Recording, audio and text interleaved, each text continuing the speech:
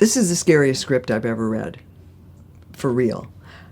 And I read it over and over because I had a fair amount of time with it, which for me is really heavenly, because I feel like I do my best work in my unconscious when I'm waking up and going to sleep and have time to mull over thoughts, and sort of inspiration, if you pardon the expression, sort of occurs at those times. And when I read this, I love the premise of what The Grudge is. I mean, it's about rage. I think I always look for the big idea in a story in general, and I think this has a really powerful idea that rage destroys people and destroys them forever.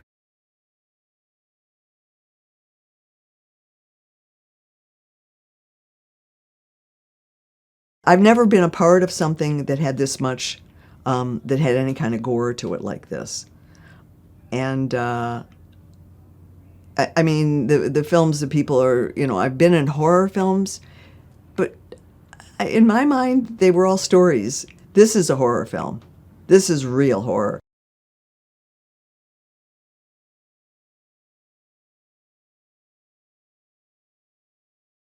I think this is going to be a really scary movie. I think seeing the movie is going to be scary, because if I can lose myself enough and to really have the impact of what he's creating, I think he's really doing something that's going to be somewhat profound within the genre itself, which is just horror fun in a way. But this movie's not fun. There's something else that lurks in here that I think people will take home with them. And I probably will take an aspect of it home too.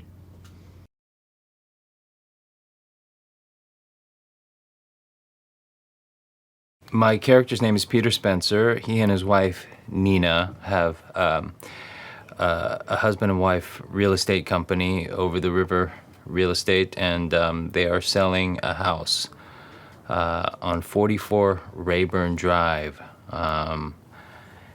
And this house has some pain inside of it.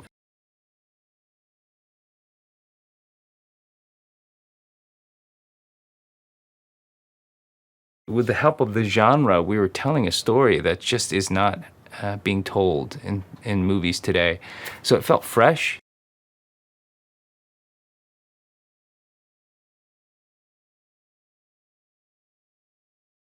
It's scary, and that's what you signed on for. You know what I'm saying? Like, what if you could get off the roller coaster at the top? Or pause it for a second to gird yourself.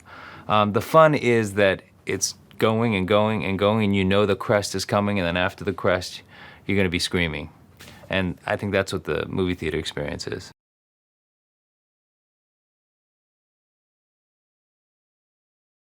The fact that it's an R rating, which I guess is a first for the franchise, I didn't know that till today.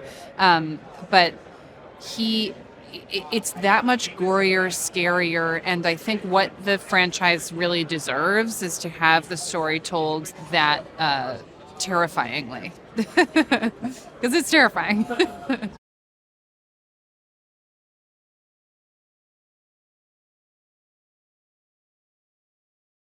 Sam Raimi's a genius, and I think having his name attached to this and his brain attached to this is such a testament to what a really good film it is. I think it's easy to get kind of schlocky and campy and cheesy in horror, and he is such an auteur and so,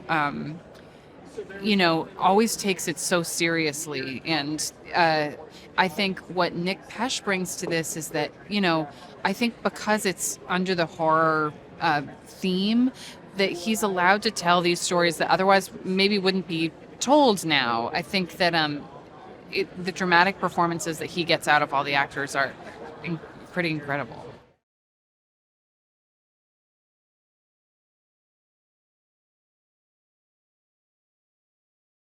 I mostly worked with John Cho. He plays my husband, and I love John Cho so much. It was such a strange experience, like forging a nice friendship with someone, then be like, action.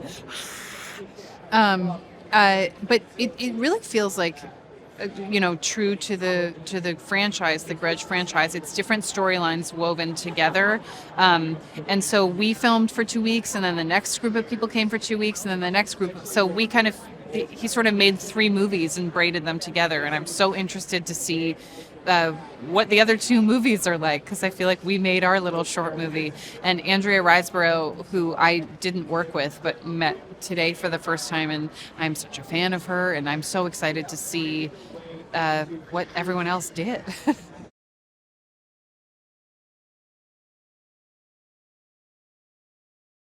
This is more like a psychological type of terror that you end up seeing creatures, and you end up seeing dead people, walking around, giving you a hard time, and that plays with your mind in such a way that it can drive you nuts, can drive you crazy. And so when I read that, I thought it was very intense and very, very scary.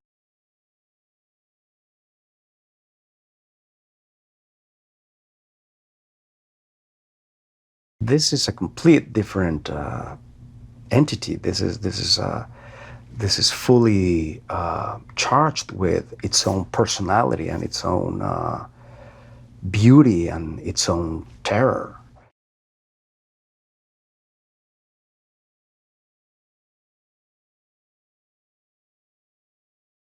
They will witness how the characters in this film will be losing their minds little by little, and you don't have that chance in real life.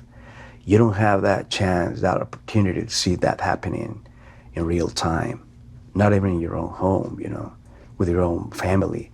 So when they see that in 2 hours only, it's like that's what it's gonna raise their heartbeats, because they know what's happening and we don't.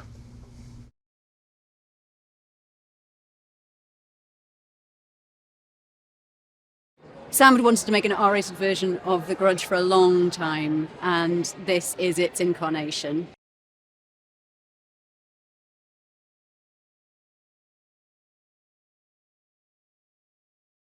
So as an audience, you, in a sense, are learning about The Grudge through my character from beginning to end. I play a character called Muldoon.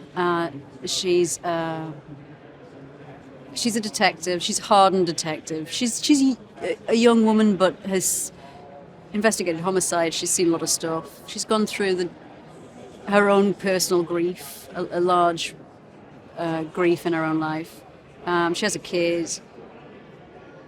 There's a lot of domesticity and sort of mundaneness about the set when we sort of initially come to the movie, which is really interesting because I think it makes everybody feel like they could sit on that sofa, stand in that bedroom, be scared in that same hall. There's something very gritty and real about the way that Nick's made the film that I think it's just going to be utterly terrifying.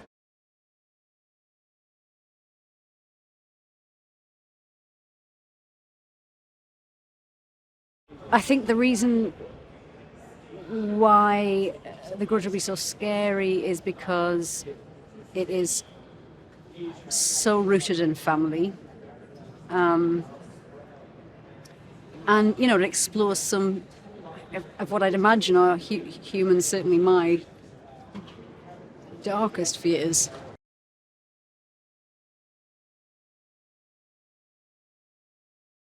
We all have these crazy thoughts in our minds, and our imaginations just are really a place where everything just stores. And to release it, you go to a horror film and you see it happening to people up on the screen, and you know that it's not real, so it's okay. And you also want to have your blood, you want to be stimulated a little bit. You want to get that rush, and you want to be frightened.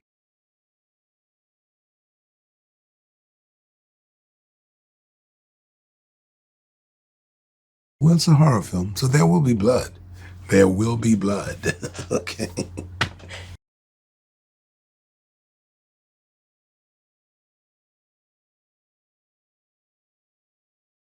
Well, the character I play is the character called William, and he fits in to this story by the way in which he's, first of all, his wife is suffering from dementia, and she's like, losing her mind, and they're actually, she's doesn't have much of a quality of life. She's lost her ability to walk, and and things are in and out in her mind, and it really, sometimes when you lose your quality of life, it's really nothing left. But William is there for her. He loves her. He wants the best for her. But he also struggles because he suffers, because when she goes through these emotions, there's nothing he can do.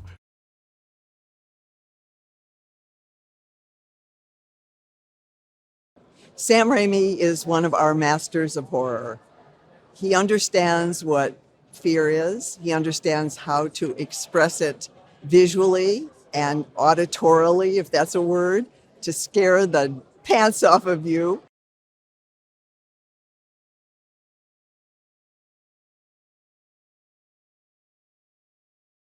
The Grudge is a perfect thing for the movies because it's experiencing horror in a collective atmosphere with people who each have their own experience with fear and horror. And yet in a movie theater in particular, we're all watching the same thing, and it's affecting all of us in a personal way, in a public way. And I think that there's nothing more exciting than being scared in public and be safe. Then you get to go home to your own, hopefully warm little bed.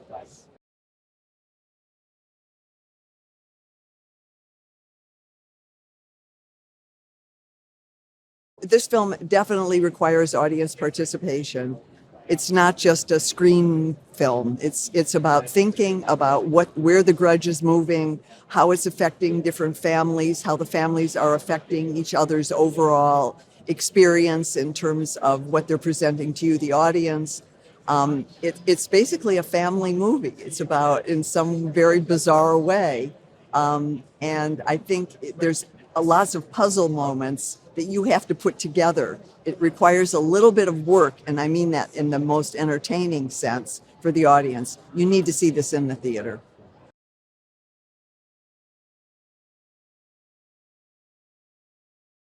I read the script, made the mistake of reading the script late at night when my husband was away.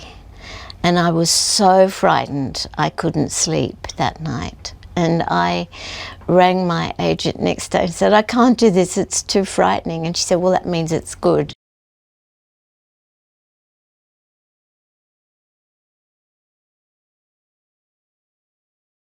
Poor Faith is deluded, and she's having delusions, and she's seeing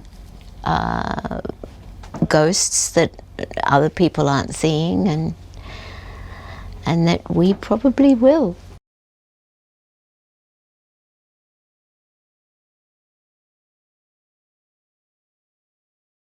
I can't believe anyone will see this film without being scared witless. I can't believe they possibly could be. And I think a lot's going to, the way it's going to be cut, edited, will no doubt enhance that. And because Nick is such a good storyteller, I think it's going to be terrifying.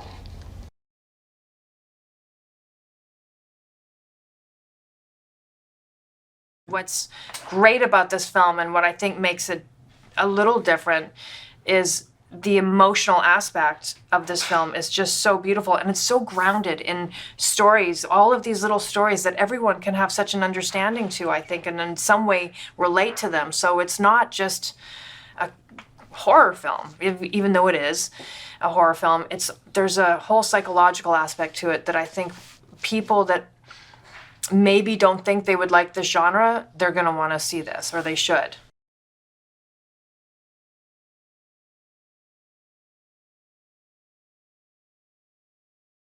I hope when people see this movie that they will have been scared and gone on an emotional journey, which I think that they will, because I just think that this movie is so layered. It's beautifully written, and I hope that they can kind of understand why everyone does everything and be touched by it, and then be absolutely horrified at the same time.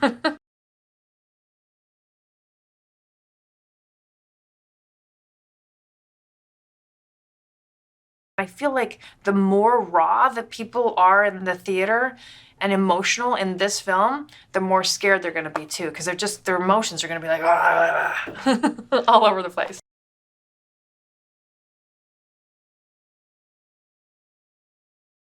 The R rating afforded us the opportunity to go bigger, louder, gorier with the scares, but also allowed us to be more intense with the subject matter outside of the scares. So, you know, the R rating just kind of gives us the freedom to do not whatever we want, but a wider breadth of possibilities and kind of raise the octane level of the movie.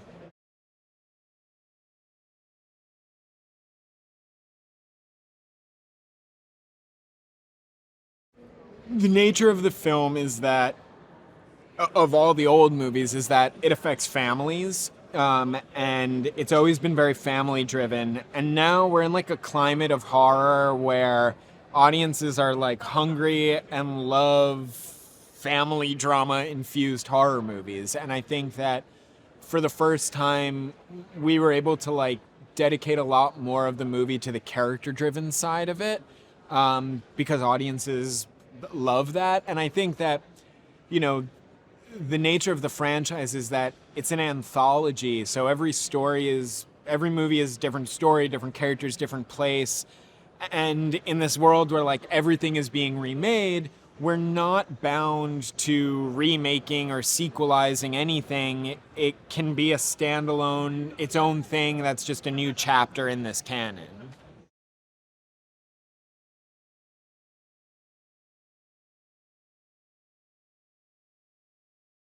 The movie obviously started in Japan, and the mythology is based on the Onryo myth, which is a Japanese folklore story about a woman who is killed, and she haunts the people who live in her house. And the movies have traditionally been very Japan-centric, but the cool thing about the Grudge is it's not like a localized thing. This grudge can spread anywhere and everywhere.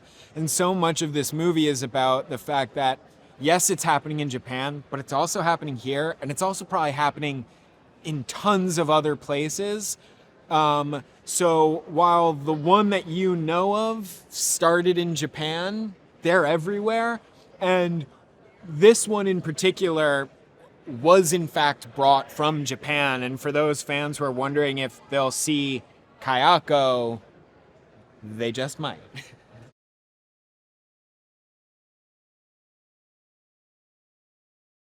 It's more for an adult audience. It's R-rated versus the previous Grudge PG-13 rating. And it really pushes the audience. You've got to pay attention to what's happening.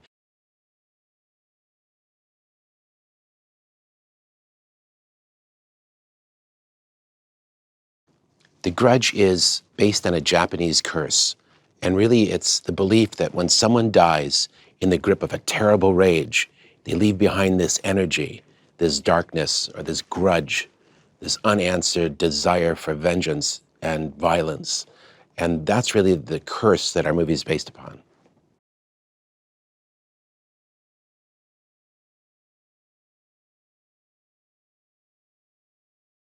The picture itself is put together like a marvelous, intricate puzzle for the audience to figure out. So it's really challenging for the audience in a way that the films that I started with were not.